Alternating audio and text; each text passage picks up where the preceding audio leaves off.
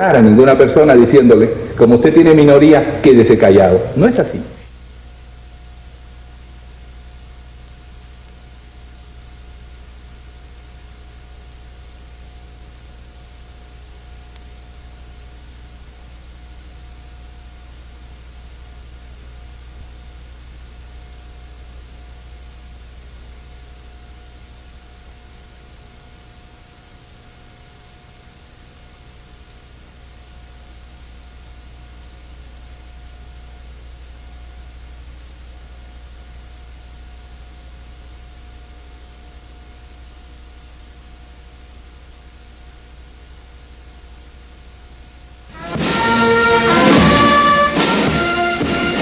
...28 de julio... se cumplen 166 años de la independencia del Perú y 2 del gobierno del presidente Alan García. Por la mañana se realizó en la Catedral de Lima el tradicional Te Deum. Cientos de efectivos policiales y militares rodearon el centro de Lima, impidiendo el acceso al público a la Plaza de Armas, en el despliegue de seguridad más impresionante de lo que va del régimen. Bancos, financieras y casas de cambio permanecieron cerradas desde ayer por orden del gobierno. La tensión reinante se debía pues también a la expectativa generada por el mensaje presidencial a la nación, donde se anunciaron radicales medidas. Ya en días previos, movidas y reacomodos al interior del partido de gobierno llevaron al renunciante primer ministro Luis Alva Castro a la presidencia de la Cámara de Diputados. Alva, en su carrera a la candidatura presidencial en el 90, renunció al premierato contra la voluntad de García. Su elección a diputados por abrumadora mayoría significa para muchos una clara muestra de pérdida de poder del presidente al interior de su propio partido. A los 2 años de su gobierno, la popularidad del presidente Alan García se mantiene. Sin embargo, existe el consenso dentro y fuera de su propio partido de la necesidad de cambios en un modelo que muchos consideran agotado.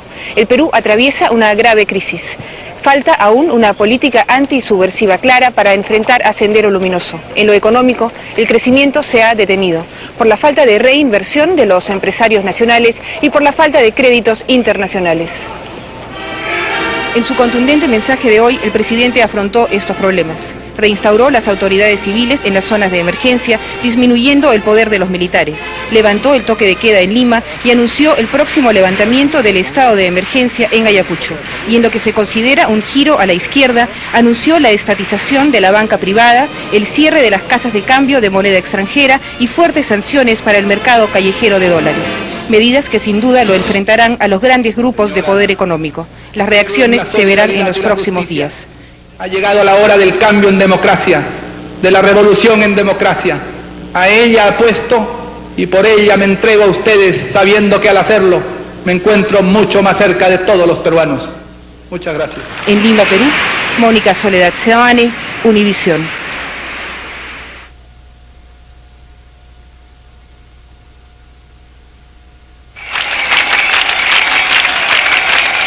Después de su radical mensaje a la nación del día de ayer, el presidente García se dio el tiempo de hablar hora y media más desde el balcón de Palacio de Gobierno.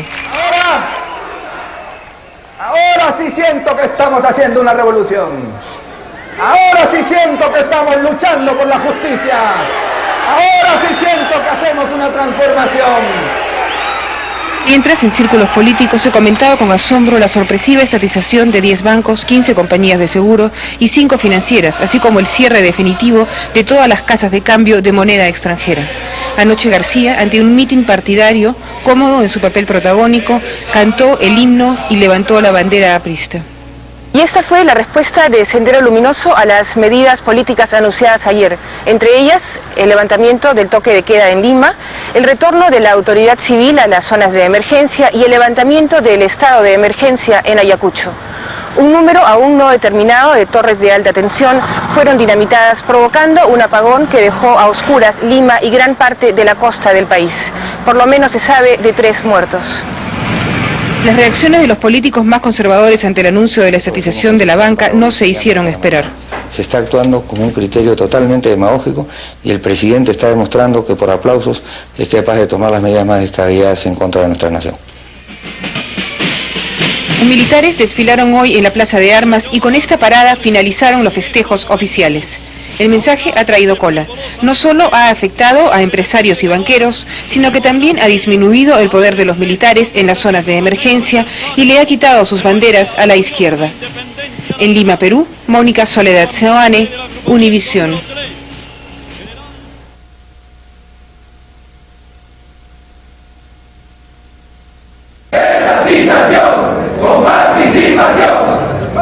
A 10 días del anuncio de la estatización de la banca privada, la situación aquí sigue siendo incierta.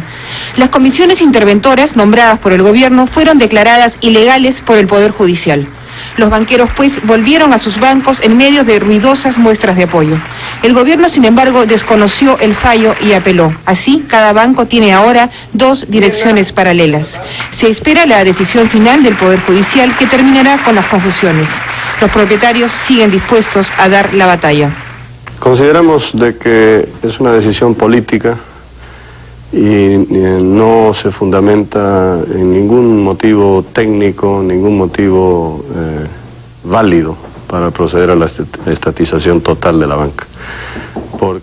Aunque algunos miembros del partido prista han discrepado públicamente con la medida, la mayoría parece estar de acuerdo. Decirles de que el gobierno continuará interviniendo los bancos de acuerdo a la resolución suprema firmada por el presidente del Consejo de Ministros, el ministro de Economía y Finanzas y rubricada por el presidente de la República.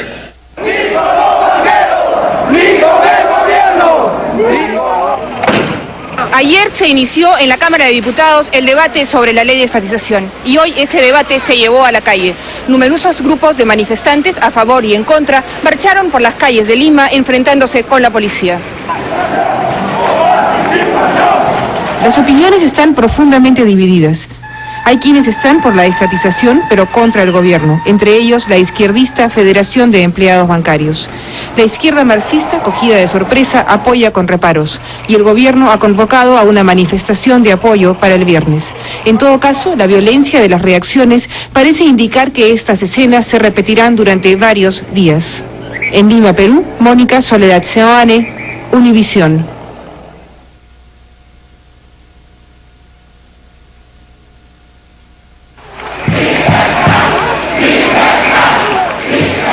Anoche se realizó en la Plaza San Martín en Lima el mitin central en contra de la estatización de la banca privada. Ante unas 50.000 personas debutó como orador el escritor Mario Vargas Llosa. En su discurso, el novelista insistió en que él no defiende a los banqueros, sino a la libertad, según él, seriamente amenazada por lo que llamó el totalitarismo aprista. Ante los lemas coreados por la multitud exigiendo la caída de Alan García, el escritor aseguró que el objetivo no era en ningún caso derrocar al gobierno, sino defender la democracia.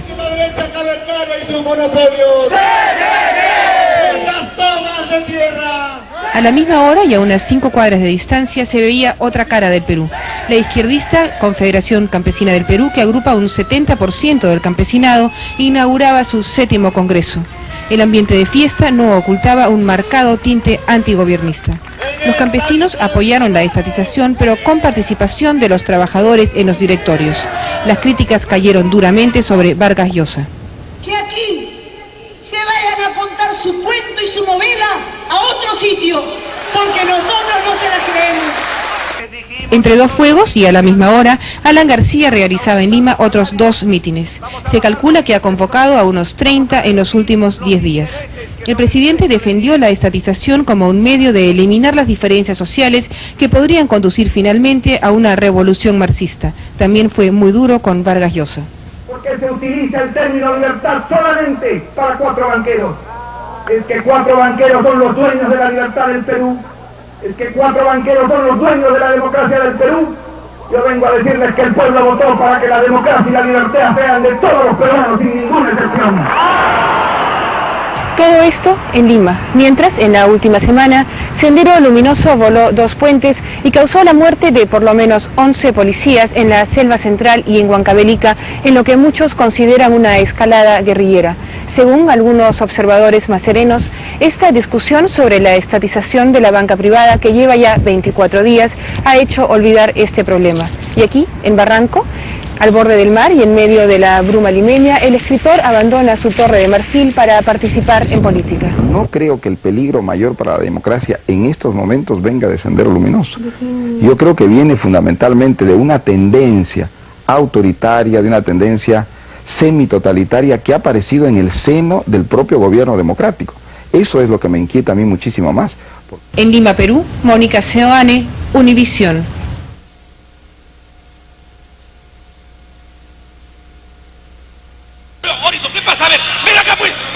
En una accidentada sesión y después de 2 meses de debate parlamentario, finalmente se aprobó la ley que estatiza los bancos, financieras y compañías de seguros. La revisión en la Cámara de Diputados duró apenas 12 horas, pero esta ley, quizás la más polémica de los últimos tiempos, se debatió durante una semana en la Cámara de Diputados y más de un mes en la de Senadores. La discusión llegó a extremos. Señores diputados, diputado Aureo Segarra. Diputado, Reglamento Interior de la Cámara Legislativa. Se va a consultar el pedido del señor César. Finalmente, ayer por la mañana, después del debate nocturno, la ley se aprobó contra viento y marea de un ruidoso carpetazo. Y tramitarlo sin esperar la sanción del acta. Los señores diputados que así lo acuerden, se terminará de pesarlo. Lo que esté en contra, acordado, se levanta la sesión. Los banqueros se alistan para resistir. Todos ellos han presentado recursos de amparo que han sido aceptados por el Poder Judicial. La nueva ley, sin embargo, modifica estos recursos y permite que el gobierno se haga cargo de los bancos antes del pago del justiprecio. Francisco Pardo Mesones, presidente de la Asociación de Bancos y presidente del Banco Mercantil, duerme desde hace varias noches en sus oficinas, de las cuales asegura solo lo sacarán por la fuerza. Mientras esté este gobierno, no creo que haya ningún tipo de inversión privada en el país. Esto es lamentable, pero aquí se ha perdido la credibilidad en el gobierno peruano. La resistencia física de los banqueros parece inútil. La ley quedó aprobada en el Congreso y solo falta la firma del presidente García. A los banqueros, pues, solo les queda la resistencia legal y una velada resistencia económica. Recién en los próximos meses se sabrá lo que la falta de inversión privada y la falta de líneas de crédito extranjeras significarán para la economía de este país. En Lima, Perú, Mónica Seoane, Univisión.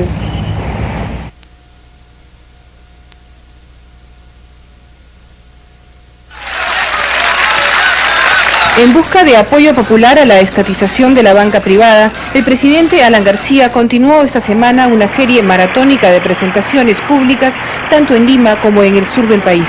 Presentaciones también destinadas a contrarrestar las de la oposición lideradas por Mario Vargas Llosa.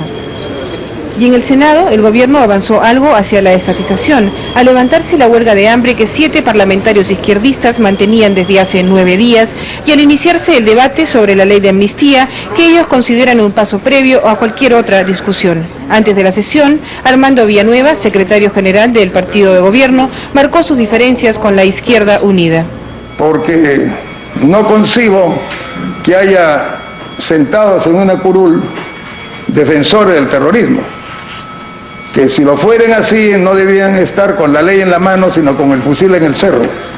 Los parlamentarios de izquierda levantaron la huelga y se inició la aprobación de los artículos de la ley de amnistía con la furiosa oposición del minoritario Partido Popular Cristiano. Sin embargo, aún falta decidir a quién alcanza la amnistía.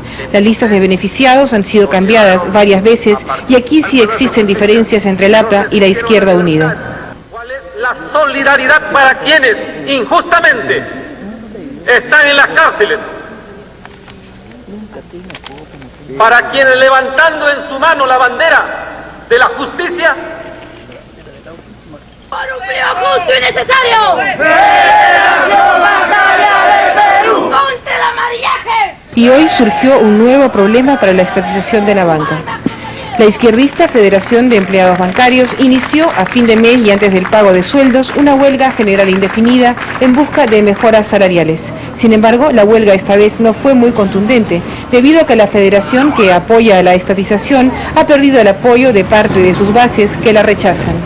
La estatización tiene su curso, la federación tiene una posición muy clara, pero en estos momentos prioritariamente estamos luchando por la defensa de nuestros pliegos de reclamos. Aunque la Federación de Empleados Bancarios no quiere admitirlo, existe una estrecha vinculación entre su huelga y la estatización de la banca privada, en la medida en que los banqueros, al mostrarse intransigentes con el pliego de reclamos, podrían ocasionar la prolongación indefinida de la huelga y un consiguiente caos financiero que abone su posición.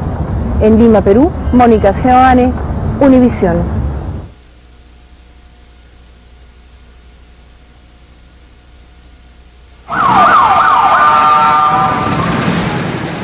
Los 2 bancos privados más grandes del Perú, el Crédito y el Vida, de feriado bancario obligatorio dispuesto por el gobierno. El motivo, el anuncio de la venta de las acciones de los propietarios del Banco de Crédito a sus empleados, maniobra que mantendría el banco en manos privadas. Los trabajadores del banco han manifestado, creo que en forma pública y a través también de conferencias de prensa, este memorial que dirigieron al señor Presidente de la República solicitando o planteando la posibilidad de que esta operación se pueda realizar. Analizando con nuestros asesores legales y analizando la... Los banqueros dicen que la venta fue con aprobación del gobierno y Armando Villanueva, secretario general del Partido Aprista, anunció que la intervención sería sin violencia. De acuerdo con la interpretación que han hecho los señores trabajadores, ellos podrían adquirir todos hasta el 100% del accionariado, en cuyo caso no se produciría el proceso de la participación del Estado. Sin embargo, el gobierno reaccionó con fuerza, declaró ilegal la venta, decretó el feriado bancario y rodeó los bancos de policías. Poco después, el Poder Judicial se enfrentó al Ejecutivo, declaró que el cierre es ilegal y ordenó que se abran las puertas de los bancos. El enfrentamiento entre los dos poderes se presenta serio. Hoy, sin embargo, la presión policial aumentó. La zona entera fue acordonada y los periodistas, a quienes se nos impidió el acceso a la zona, fuimos constantemente agredidos. El gobierno sesiona casi permanentemente buscando una salida lo menos traumática posible. A la confusión creada se le añaden además las huelgas de numerosos sectores, entre ellos los 600.000 empleados estatales, parte de los cuales tomaron hoy la Embajada de Costa Rica.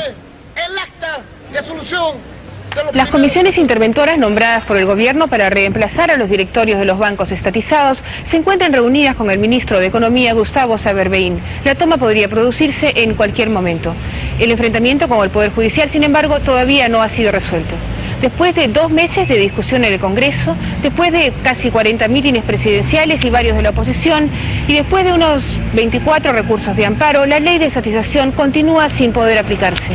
Con la bolsa de valores cerrada y algunos bancos en feriado bancario, el sistema financiero del país se encuentra por el momento virtualmente paralizado. En Lima, Perú, Mónica Seoane, Univisión.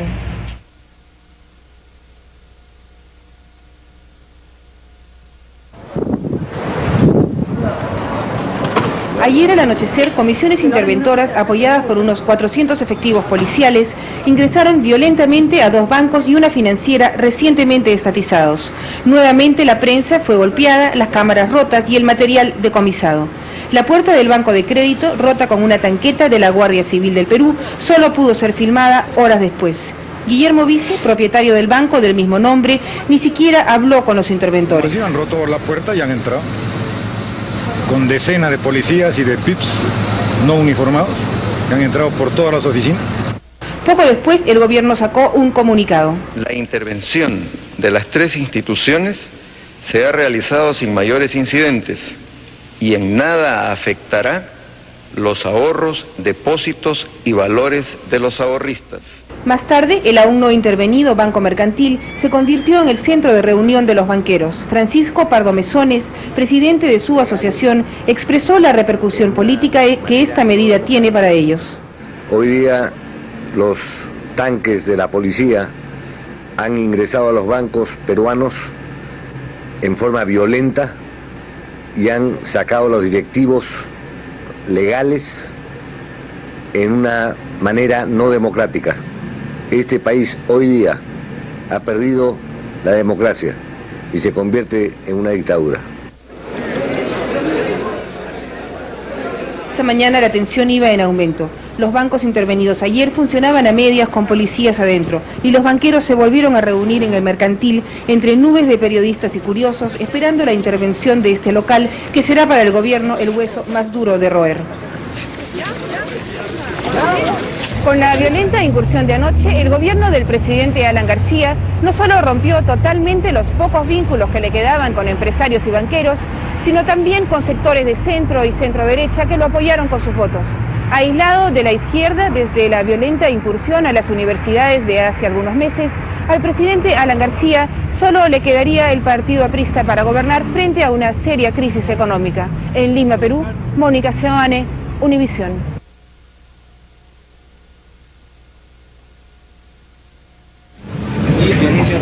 Después de la violenta incursión a los bancos de la semana pasada, la situación ahora es de una tensa incertidumbre. Quedan aún 5 bancos por intervenir y se libra una dura batalla legal. Esta semana las 3 principales publicaciones del país generalmente en completo desacuerdo entre ellas, coincidieron por una vez en sus editoriales para responsabilizar de la incertidumbre financiera y política al propio presidente Alan García. César Hildebrand, director del semanario Sí y del programa político En Persona, tituló su editorial El APRA debe gobernar. Los hechos últimos demuestran que los caprichos del presidente prevalecen sobre la oferta electoral del partido aprista, y eso está creando un gravísimo problema para el partido, para el gobierno y para el país. Aunque los bancos ocupan las primeras planas, otros problemas persisten. La próxima semana dictaminará la comisión investigadora de la masacre de los Penales, de la que se esperan acusaciones directas al Consejo de Ministros. Además, las acusaciones al viceministro del Interior, Agustín Mantilla, sobre grupos paramilitares supuestamente vinculados al partido de gobierno y enfrentamientos cada vez más fuertes con el movimiento revolucionario Tupac Amaru y con Sendero Luminoso. En este contexto han causado revuelo aquí las duras declaraciones del general en retiro Luis Cisneros. El general, aunque sobredimensionado por la prensa, guarda aún estrechos vínculos con los militares en actividad. Yo no veo y no creo que ningún peruano responsable pueda decir que la Fuerza Armada está pretendiendo asumir el gobierno. No. ¿Usted responsabilizaría al presidente García en caso de un golpe? Al fin y al cabo sí, porque uno habla del gobierno como ente, pero resulta que este es un gobierno ya no presidencialista, sino personalista. Este es un gobierno en que el presidente hace que los ministros digan lo que el presidente quiere, hace que el Parlamento apruebe lo que el presidente quiere, está en una lucha en este momento con el Poder Judicial para imponer su criterio personal. Entonces, ¿quién es el que está llevando esta coyuntura al país? Es el presidente Alan García. En mi calidad de presidente constitucional de la República y jefe supremo de las Fuerzas Armadas del Perú, y por mi orden, presento ante el Comando Conjunto de las Fuerzas Armadas. Hace unos días, en ceremonia en la Plaza de Armas, juramentó el nuevo ministro de Defensa. Aparentemente, pues, las relaciones entre gobierno y Fuerzas Armadas son formalmente buenas. En Lima, Perú, Mónica Seoane, Univisión.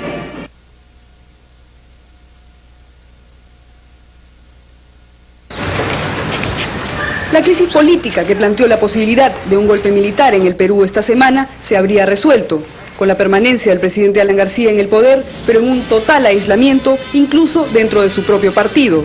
Solo, presenciando el cambio de guardia en Palacio de Gobierno, se ha visto obligado a retroceder, abandonando su principal bandera, la lucha con el Fondo Monetario Internacional por la limitación en el pago de la deuda externa. Esta calle, mercado negro del dólar, se manifiesta uno de los fracasos del plan económico aplicado por el gobierno, la dolarización de la economía. Aquí la moneda sube y baja 200 intis en cuestión de horas. Quiero ratificar mi confianza en el pueblo peruano, que comprende cuán necesario era hacer una corrección severa en la economía para evitar mayores problemas en el futuro. Ello obligó al ministro de Economía a dirigir un mensaje al país anunciando el descongelamiento de los precios, excepto por 40 productos básicos, así como su asistencia a la reunión del Banco Mundial y el Fondo Monetario Internacional en Berlín. Es un hombre con mucha firmeza y con mucha vocación de trabajo, el ministro de Economía. ¿Piensa usted que se va a retomar las relaciones con el Fondo Monetario Internacional? Yo pienso que se tienen que tomar relaciones con el mundo internacional en conjunto. En Palacio de Gobierno, sin embargo, no se quiere admitir abiertamente la renegociación con el Fondo Monetario Internacional. Los analistas consideran que existe una aceptación implícita al plan propuesto por los Estados Unidos para que países como el Perú puedan regularizar sus relaciones con este organismo. Estos anuncios fueron hechos en un clima de redoblada vigilancia policial y militar. El presidente Alan García no duerme en Palacio de Gobierno ante la eventualidad de un golpe militar, principal elemento de presión para este giro en su política. Aunque, como es de costumbre, los militares niegan esta posibilidad. Yo opino que son solamente rumores, rumores tendenciosos, rumores malévolos, rumores que tratan de vulnerar la dignidad. Estos son los sectores más afectados por la crisis. El gobierno del presidente Alan García ha respondido con un plan asistencial que aún no se ha aplicado. Los desórdenes en las calles continuarán, habiéndose convocado a un paro nacional para el 13 de octubre. Sendero Luminoso intentó también sacar provecho del descontento colocando 2 explosivos, uno en el Ministerio de Agricultura y otro en la puerta del Ministerio de Economía, dejando 5 heridos de gravedad. En Lima, Perú, María Luisa Martínez, Univisión.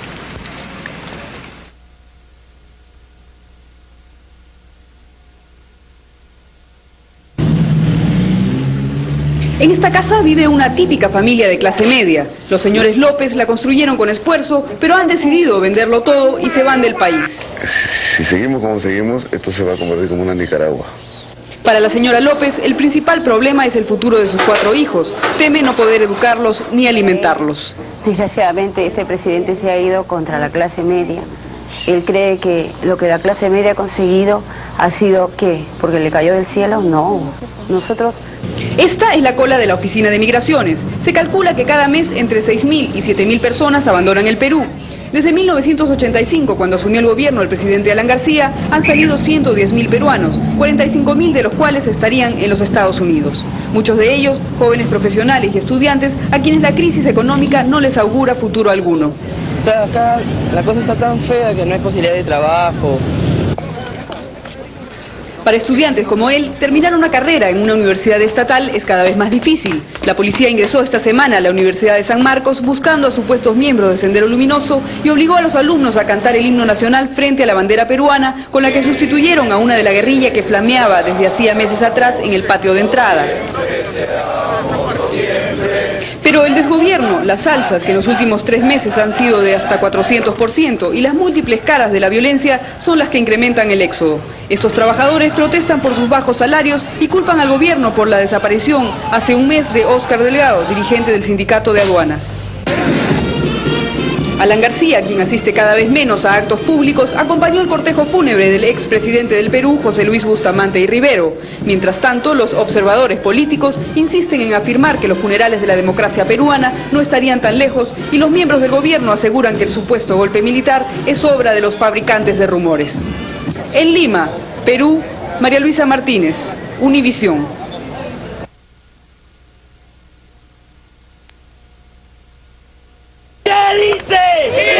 Una ola de huelgas iniciaron esta semana los trabajadores estatales en todo el país en protesta por las sucesivas medidas económicas de ajuste que les ha reducido los salarios en 50% desde el mes de septiembre. Mientras tanto, el ministro de Economía viajó a los Estados Unidos a buscar créditos frescos de las entidades financieras internacionales. Para el expresidente del Banco Central de Reserva, poco o nada conseguirá el Perú con este viaje. Visitará también al Banco Mundial. El Perú tiene un retraso de 400 millones y tampoco puede ponerse al día, este banco tampoco nos puede prestar, y probablemente visitará al Fondo Monetario Internacional, donde el Perú le debe 700 millones y tampoco puede ponerse al día y no es posible hacer ninguna operación con él. Entonces, digamos, es una visita de buenas maneras y de relación. Más de 8 ministerios y otras oficinas públicas se encuentran paralizadas, pero no son solo las empresas del Estado las que tienen problemas. Los sindicatos de muchas empresas privadas, como el de esta Universidad de Medicina, empiezan a exigir sueldos indexados a la inflación. Por esta razón, estos trabajadores se han declarado en huelga de hambre. Ya no podemos más, la situación económica del país nos está matando, ¿no? Para todos ellos, y con mayor razón para los que ganan el sueldo mínimo de $15, ir al mercado es un reto. ¿Cómo lograr que el sueldo alcance hasta fin de mes? Los precios se han disparado. Esta leche enlatada aumentó 5 veces su precio en un año. Por eso, la gente de menores recursos amanece haciendo colas para adquirir la leche en polvo subsidiada que distribuye el gobierno, aunque no por mucho tiempo, porque este y otros subsidios serán eliminados en los próximos meses. Todo esto sucede en un país con más de 1.600% de inflación al año, que podría convertirse, según los observadores, en una hiperinflación, una deuda externa de $16.000 millones y reservas netas internacionales negativas de menos $300 millones, cifras alarmantes que habrían obligado al gobierno del presidente Alan García a deponer una actitud de enfrentamiento con el Fondo Monetario Internacional. En un ambiente de convulsión, de disturbios callejeros, la crisis política en el Perú se complica aún más con la ola de violencia desatada por el grupo guerrillero Sendero Luminoso y las bandas paramilitares, que en lo que va del año han causado no menos de 70 muertos. En Lima, Perú, María Luisa Martínez, Univisión.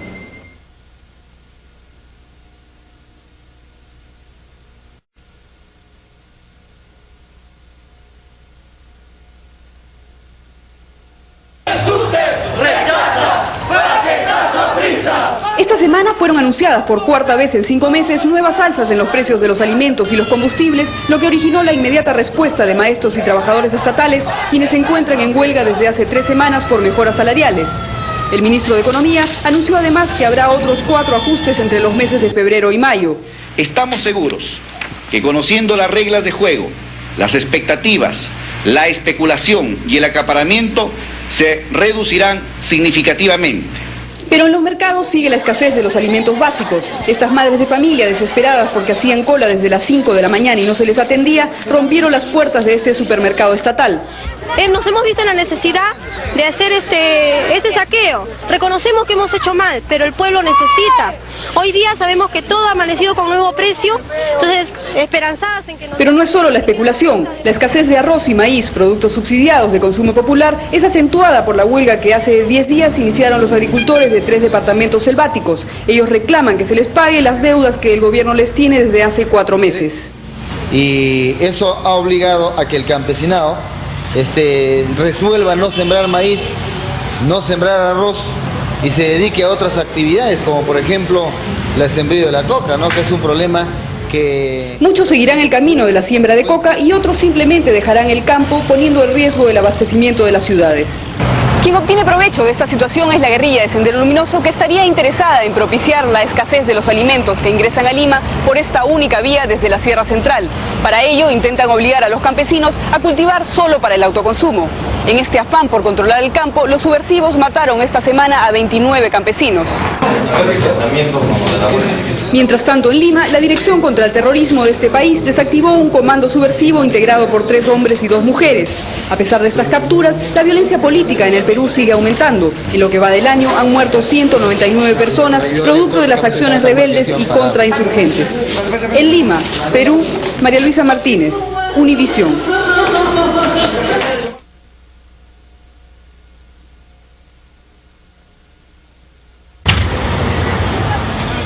Esta semana el gobierno del Perú subió el precio de la gasolina y de los alimentos básicos por tercera vez en el año en un promedio de 23%. La devaluación de la moneda peruana ha llegado a tal punto que el billete de mayor denominación, el de 5.000 intis, equivale apenas a $3.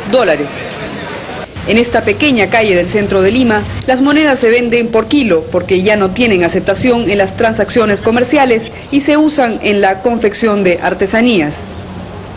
En las máquinas registradoras y calculadoras, la cantidad de ceros ocasionan problemas en la contabilidad. Y en los bancos, la gente se ve obligada a cambiar las billeteras por bolsas para cargar los abultados fajos de dinero. Las medidas de ajuste que viene aplicando el actual ministro de Economía para intentar restablecer las relaciones entre el Perú y los organismos internacionales de crédito, en opinión de muchos, no han dado resultados. Y el esfuerzo desde el punto de vista técnico se está dando. No es tan fácil corregir los desequilibrios a los que hemos llegado y que no son solamente coyunturales, sino fundamentalmente estructurales. La tensión en las calles y la delincuencia aumentan. Este ha sido el verano con mayor número de huelgas y protestas callejeras en la historia del Perú. La recesión en curso es la más alta de los últimos 40 años. Estos trabajadores protestan por la paralización de las obras de construcción. Los sueldos mínimos de trabajadores como ellos apenas alcanzan los $40 mensuales.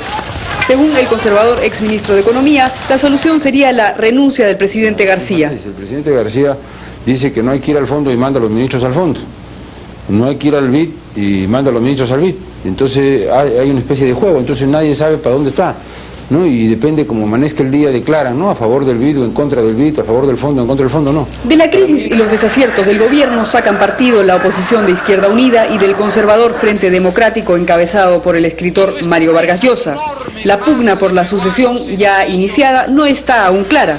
El año que le queda al gobierno del presidente García puede tener divisiones y reacomodos imprevisibles.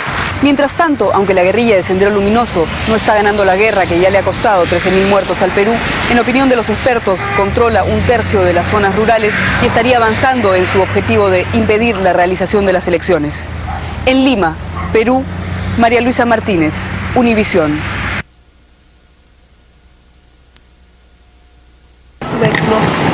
¿Tuberculosis? ¿Desde cuándo es así? La tuberculosis, enfermedad que había sido controlada, ha vuelto a aparecer en los hospitales.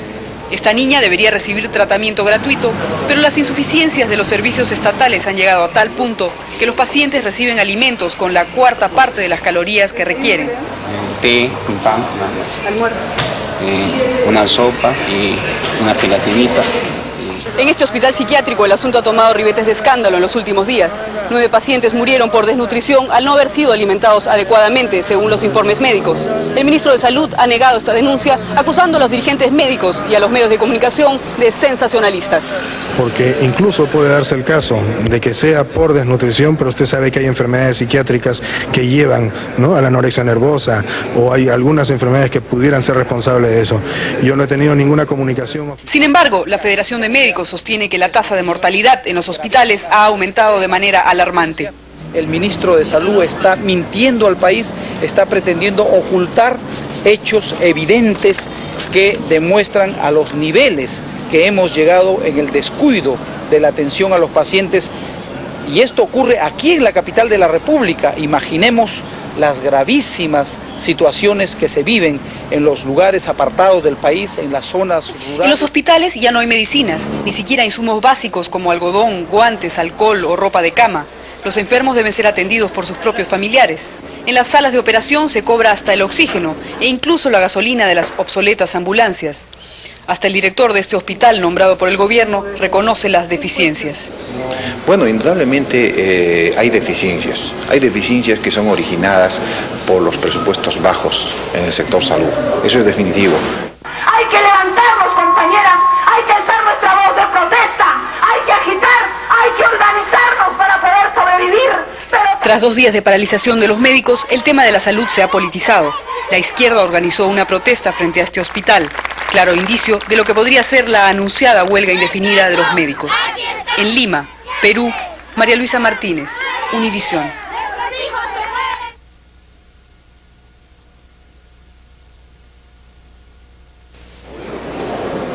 Continuaron en Lima los servicios fúnebres del diputado de izquierda Heriberto Arroyo, asesinado presuntamente por un comando paramilitar anticomunista.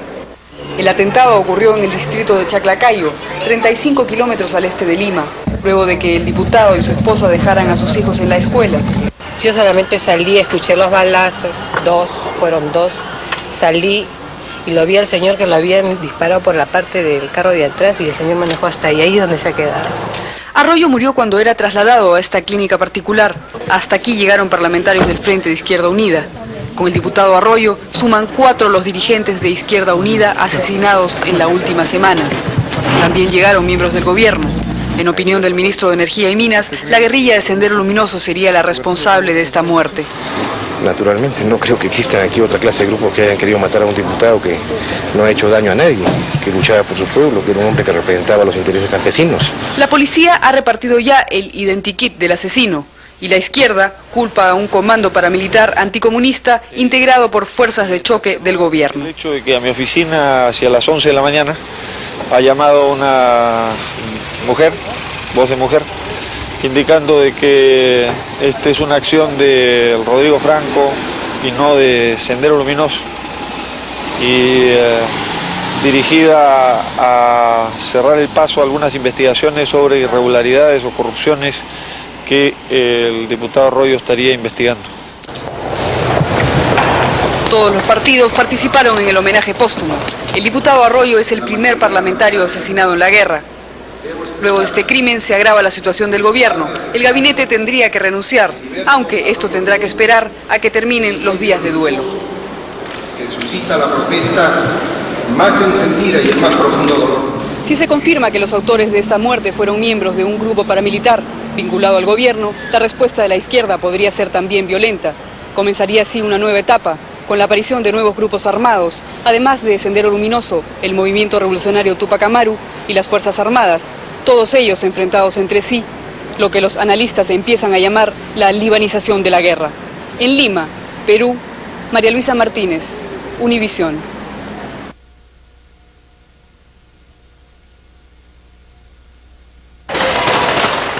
Una intensa balacera se desató hoy en las calles limeñas entre la policía y Sendero Luminoso, que se encuentra en la más dura ofensiva y que ha convocado a un paro armado para este viernes como parte de su plan de boicot a las elecciones municipales programadas para el 12 de este mes.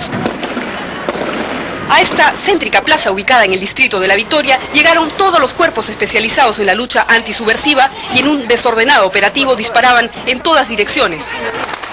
En una de las acciones más audaces realizadas hasta el momento por el grupo maoísta Sendero Luminoso, alrededor de 200 militantes de esta agrupación realizaron una marcha a escasos 200 metros de una estación policial. Sendero Luminoso había convocado a los familiares de sus muertos para luego dirigirse al cementerio con banderas rojas y propaganda de esa agrupación cuando llegaron efectivos de la central de radiopatrullas. De la vuelta vinieron disparándome. El resultado hasta el momento, 11 manifestantes muertos, un número no determinado de heridos y 40 detenidos. La policía no informó de bajas en sus filas. Ha sido un intento de realizar un acto público, cosa que no podemos permitir en nuestro país, en donde pues reina, yo creo, un Estado de Derecho. Sendero Luminoso había provocado a la policía asesinando a un oficial y un sargento. Y la izquierda legal también estuvo en el blanco. Un dirigente textil fue asesinado ayer por la guerrilla. Todo esto como parte de un plan para atemorizar a la población, para que se pliegue al paro que han convocado para este viernes. Bueno, nosotros, digamos, la convocatoria al paro armado en su totalidad, los trabajadores rechazamos, digamos, la actitud. Hasta ahora, muy pocos en Lima atendían a las amenazas de Sendero Luminoso. Habrá que ver cómo responden las fuerzas políticas luego de esta ofensiva. En Lima, Perú, María Luisa Martínez, Univisión.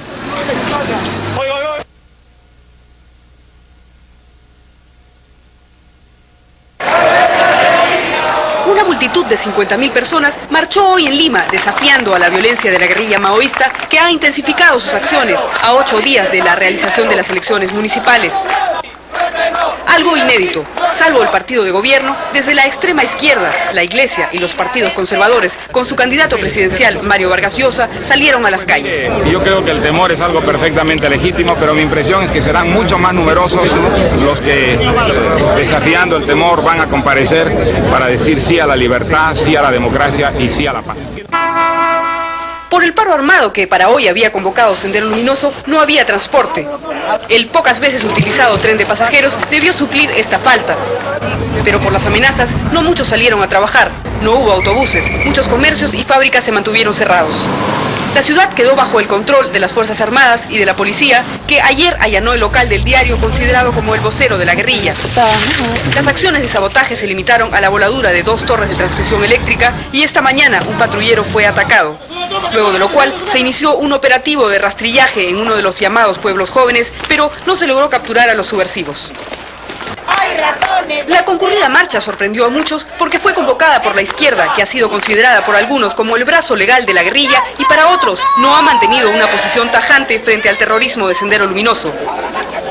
Esta iniciativa ha catapultado al organizador de la marcha, candidato por la Izquierda Unida a las próximas elecciones municipales y a las presidenciales del próximo año. La voluntad que se ha expresado, que se sintetiza en la consigna "no matarás ni con hambre ni con balas". La demanda de paz con justicia social es de todo el Perú. La marcha terminó en esta céntrica plaza con mucho desorden y con empujones entre los grupos de seguridad. La ciudad se paralizó parcialmente, pero la marcha se realizó. Casi todas las fuerzas políticas salieron por primera vez a las calles a enfrentarse a Sendero Luminoso. Antes, todos preferían quedarse en sus casas. En Lima, Perú, María Luisa Martínez, Univisión.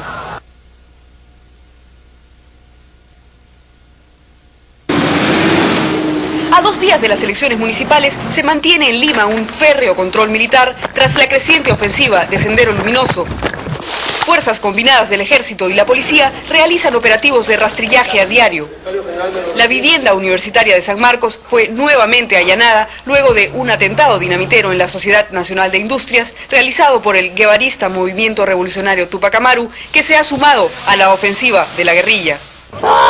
La policía, la universidad, un automóvil con revólveres y bombas de fabricación casera. Desgraciadamente no hay ninguna captura. La Facultad de Medicina también fue acordonada por el Ejército, mientras fuerzas especializadas de la policía, entrenadas en la lucha antisubversiva, registraban a los estudiantes. ¿De qué le sabe ese comandante Río? Que siempre fuera fregando la paciencia, echándoles gas, echándoles agua. Todos los indocumentados fueron detenidos. La militarización no es solo en la capital. Otras 3 provincias del departamento de Lima han sido declaradas en estado de emergencia y en 3 capitales en la Sierra Central se ha decretado el toque de queda. Los mítines partidarios han sido escasos. que el Perú solo tendrá paz con justicia social y que la justicia social es el único camino para llegar a la paz.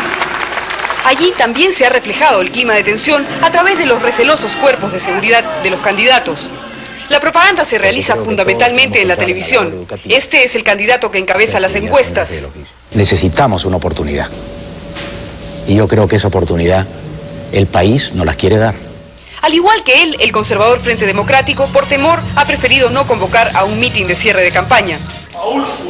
Mientras que la policía, en su afán por dar confianza a la población, ha capturado a 22 miembros de la guerrilla en un esfuerzo por contrarrestar el clima de caos que se ha superpuesto al ambiente electoral. En Lima, Perú, María Luisa Martínez, Univisión.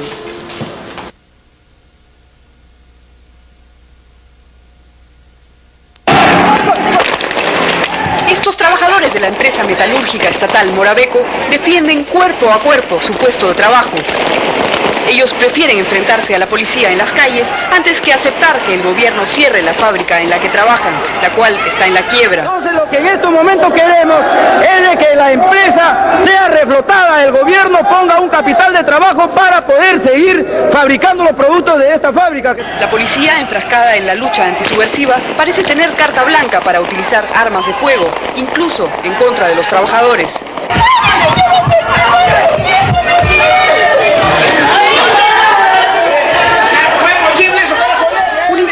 Curioso que observaba desde una ventana estos cada vez más frecuentes enfrentamientos, murió al ser alcanzado por una de las balas de la policía. La violencia también llegó hasta la empresa privada. En el local de la Confederación de Empresarios Privados, el guevarista Movimiento Revolucionario Tupac Amaru colocó una carga dinamitera. Este grupo armado culpa a estos sectores de la crisis económica, pero todos culpan sobre todo al gobierno. Ahora cuesta 42.890. 42.000. ¿Y cuánto estaba anteriormente? 11.648. O sea, de 11.000 a 40.000. El criticado ministro de Economía, para intentar levantar su imagen, salió a los comercios a enfrentar personalmente a aquellos que elevan injustificadamente sus precios, a los que esconden los alimentos básicos, y recorrió las casas de cambio de moneda extranjera buscando frenar la incontenible alza del dólar norteamericano. Lo que debo decir, lo reitero aquí, es que el Perú tiene 1.400 millones de dólares en activos totales, que tenemos reservas suficientes, que tenemos 300 millones de dólares mensuales en exportaciones, que significan ingreso de divisas, y que no tiene por qué haber estas presiones especulativas. Pero no lo consiguió. En las calles, el dólar del mercado negro sigue subiendo. Terminada la fiebre electoral de las últimas semanas, la crisis económica resurge y junto con la violencia se convierten en los problemas que ponen en riesgo la estabilidad del país en los 8 meses de gobierno que le quedan al presidente Alan García. En Lima, Perú, María Luisa Martínez, Univisión.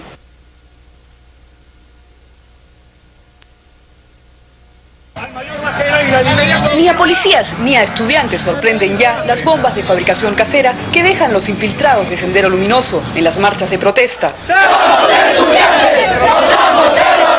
Las universidades estatales están nuevamente con amenaza de cierre por falta de presupuesto y los grupos armados tratan de sacar partido del descontento de los universitarios.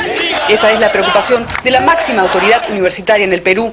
Por eso ha hecho un llamado a todos los partidos políticos para que aprueben en el Congreso la creación de un impuesto que salve del colapso económico a las universidades estatales. 500.000 jóvenes en el sistema universitario peruano, con la esperanza de un empleo, con la esperanza de construir país, y debido a este colapso económico al que nosotros podríamos caer, podrían perder esas esperanzas y sumarse a la violencia.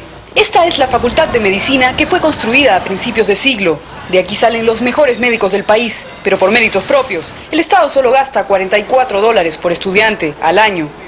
Los catedráticos no reciben un trato mejor. El profesor universitario en este momento no está ganando ni siquiera $130, el profesor principal de educación exclusiva.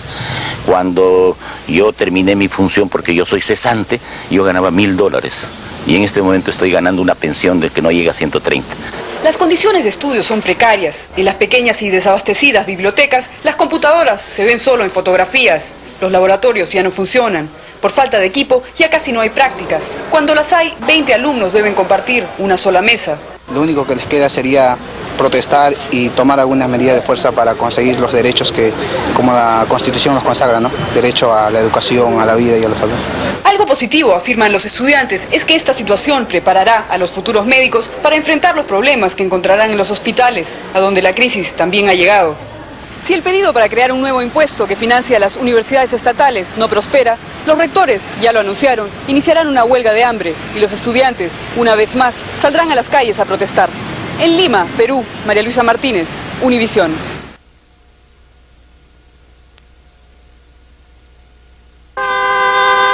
Este camión es el más esperado y el más odiado en el verano.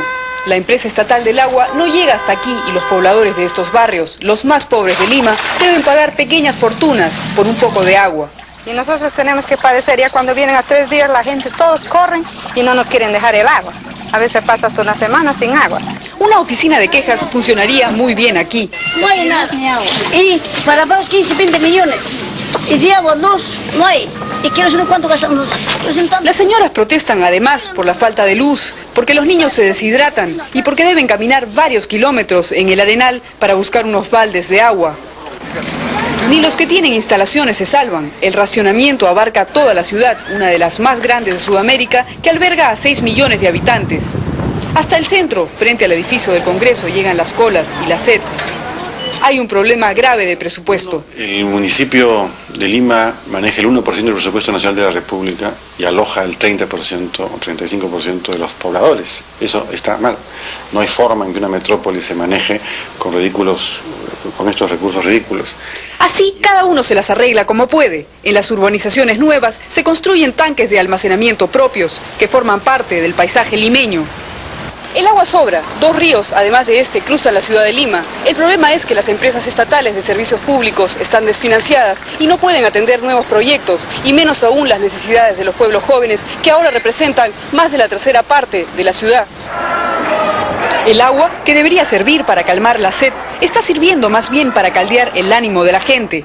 Decimos que con estos sueldos nuestro pueblo no puede vivir, y por eso es que salimos a las calles, y por eso es que nos movilizamos, y por eso es que preparamos permanentemente la huelga general de todo el pueblo. Una marcha que fue convocada por la falta de agua terminó siendo una protesta masiva en contra del gobierno.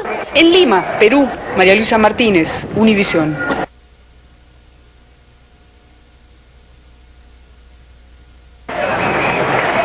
Analistas y políticos hablan de la posible quiebra del Estado peruano en vísperas de las elecciones generales, cuando el clima de violencia callejera y de huelgas es constante en lo que va del año.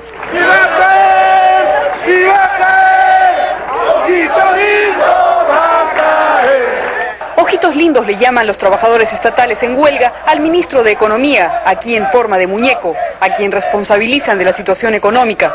Él ha contribuido al clima de caos, reconociendo que la caja fiscal no da para más y que no puede haber aumento de sueldos, pero insiste en culpar de la crisis a otros. Así que cuando se hable de inflación, señora, aprendamos a reconocer, el que vende los productos es un empresario, y si ese empresario trabaja con márgenes inusuales de ganancia, por expectativas, por costo de reposición o por lo que sea, quien está atentando contra el bolsillo del pueblo son los grandes empresarios. La campaña electoral es sobre todo por televisión. Los candidatos de la izquierda aprovechan las marchas para repartir personalmente su propaganda. Y Vargas Llosa, a la cabeza de la carrera, por seguridad no publicita sus giras, solo avisa a la prensa unas horas antes. En contacto con la gente, reitera su intención de aplicar una política económica liberal. Ahí se centra su discurso. Artículo de primera necesidad, Mario. Queremos la venta. El 8 de abril ganamos las elecciones, nosotros vamos a anunciar, porque lo hemos hecho en toda nuestra campaña, libertad económica, libertad para comprar y vender, no más controles, porque los controles significan corrupción. Que haya trabajo, Mario, que haya trabajo. Hasta el momento, ningún analista se atreve a afirmar quién competirá con el escritor en una posible segunda vuelta, si la izquierda dividida o el candidato de la estrella, no muy popular en estos días. La preocupación central de los candidatos ya no es solo ganar las elecciones, sino más bien si el país podrá resistir una segunda vuelta o si llegará en pie al 28 de julio, cuando se haga efectiva la transferencia de mando. En Lima, Perú, María Luisa Martínez, Univisión.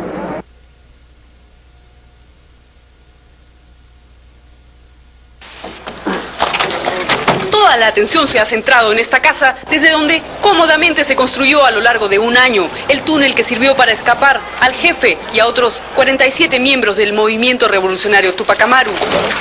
Policías e investigadores han sido los únicos en poder ver el forado de 1,5 metros.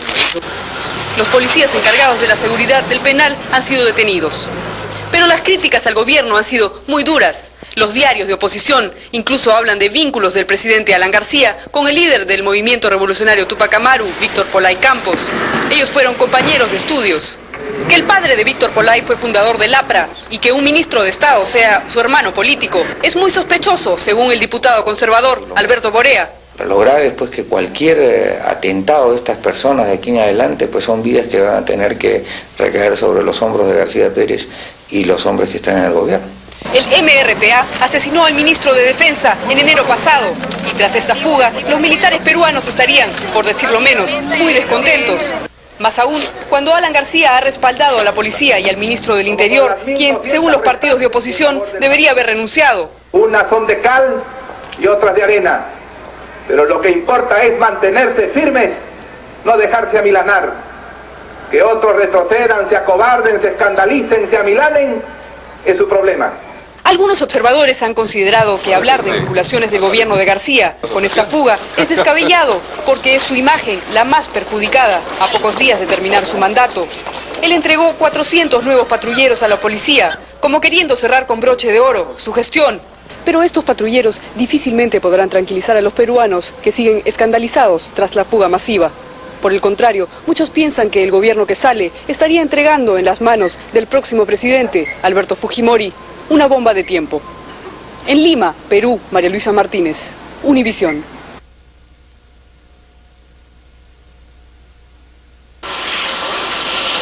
Durante los 5 años de su gobierno, al presidente Alan García no le faltó humor ni cualidades artísticas. Pero muchos opinan que esto no le sirvió para resolver los problemas de su país. En Lima, los enfrentamientos entre la policía y los grupos armados continúan a pocas horas para la transferencia de mando. Y al interior del país se han intensificado los combates con el ejército. 60 personas habrían muerto en las últimas 48 horas. De 18.000 muertos en 10 años de guerra, la mitad perdieron la vida durante este gobierno.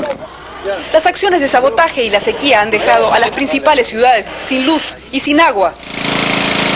En cientos de calles limeñas, los comercios han colocado generadores de electricidad para poder seguir funcionando. La lucha contra el narcotráfico tampoco ha sido exitosa. Los cultivos de hoja de coca han aumentado, por lo menos en 100.000 hectáreas en los últimos 5 años. La economía peruana está totalmente dolarizada.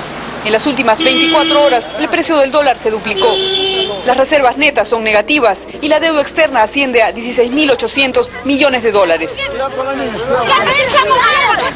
Los conflictos laborales comenzaron cuando terminó la breve reactivación del primer año de García. Los sindicatos se han radicalizado.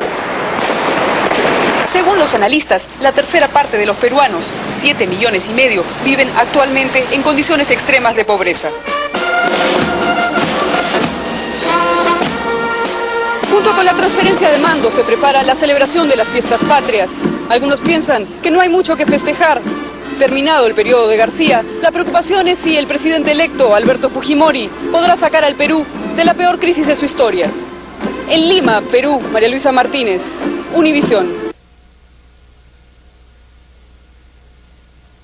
Continúa el señor presidente de la República. Hasta último minuto, Alan García, por las buenas o por las malas, siguió siendo el protagonista de la noticia cuando en el Congreso intentaba comenzar su último mensaje como presidente. Los parlamentarios de oposición se lo impidieron hasta 3 veces, con golpes de carpeta y gritos como una muestra de desacuerdo con sus 5 años de gobierno. Mientras tanto, en el club privado de los militares donde hasta hoy vivía aislado Alberto Fujimori y su familia, hasta los soldados vivían la expectativa por el papel que cumplirá el nuevo presidente.